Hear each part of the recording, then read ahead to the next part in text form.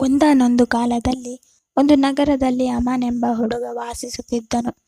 ಅವನು ಯಾವಾಗಲೂ ವಿನೋದದಿಂದ ಇರುತ್ತಿದ್ದರು ಮತ್ತು ಅವರ ಮನಸ್ಸು ಅಧ್ಯಯನದಲ್ಲಿ ತೊಡಗಿರಲಿಲ್ಲ. ಈ ಕಾರಣದಿಂದಾಗಿ ಅವರ ಪೋಷಕರು ಯಾವಾಗಲೂ ದುಃಖ ಮತ್ತು ಅಸಮಾಧಾನ ಹೊಂದಿದ್ದರು. ಶಾಲೆಯಿಂದ ಕೂಡ ಅಮನ್ನ ಅನೇಕ ದೂರುಗಳು ಮನೆಗೆ ಬರುತ್ತಿದ್ದವು. ಒಂದು ದಿನ ಅಮನ್ನ ತಾಯಿಗೆ ಒಂದು ಉಪಾಯ ಬಂದಿತು. ಅವಳು ಅಮನ್ನ ಓದಿನ ಮೇಜಿನ ಮೇಲೆ ಕೋಲು ಮತ್ತು ಪತ್ರವನ್ನು ಇಟ್ಟಳು. ಆ ದಿನ ಅಮನ್ ಶಾಲೆಯಿಂದ ಮನೆಗೆ ಬಂದಾಗ ಅವನು ತನ್ನ ಮೇಜಿನ ಮೇಲಿನ ಪತ್ರವನ್ನು ತೆರೆದು ಓದಲು ಪ್ರಾರಂಭಿಸಿದನು.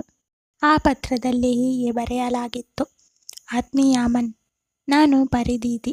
ನಾನು ನಿಮಗೆ ಸಹಾಯ ಮಾಡಲು ಮಾಂತ್ರಿಕ ದಂಡವನ್ನು ನೀಡುತ್ತಿದ್ದೇನೆ.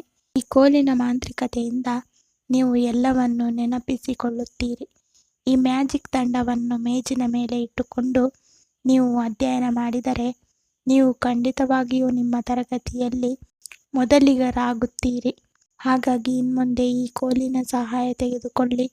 ಪತ್ರವನ್ನು ಓದಿದ ಅಮನ್ ಆ ದಿನದಿಂದಲೇ ಮಾಂತ್ರಿಕ ಕೋಲನ್ನು ತನ್ನ ಬಳಿ ಇಟ್ಟುಕೊಂಡು ಶ್ರದ್ಧೆಯಿಂದ ಅಧ್ಯಯನ ಮಾಡಲು ಪ್ರಾರಂಭಿಸಿದನು. ಸ್ವಲ್ಪ ಸಮಯದ ನಂತರ ಅಮನ್ ತನ್ನ ತಾಯಿಗೆ ಹೇಳುತ್ತಾನೆ: ಅಮ್ಮ, ನಾನು ಈ ಮ್ಯಾಜಿಕ್ ಸ್ಟಿಕ್ ಸಹಾಯದಿಂದ ತರಗತಿಯಲ್ಲಿ ಮೊದಲು ಬರುತ್ತೇನೆ.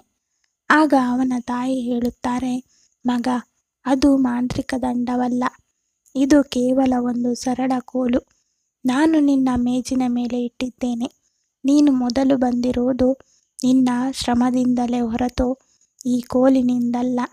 ಯಶಸ್ಸನ್ನು ಪಡೆಯಲು ಯಾವುದೇ ಮಾಂತ್ರಿಕ ವಿಷಯದ ಅಗತ್ಯವಿಲ್ಲ, ಆದರೆ ಕಠಿಣ ಪರಿಶ್ರಮದಿಂದ ಯಶಸ್ಸು ಬರುತ್ತದೆ.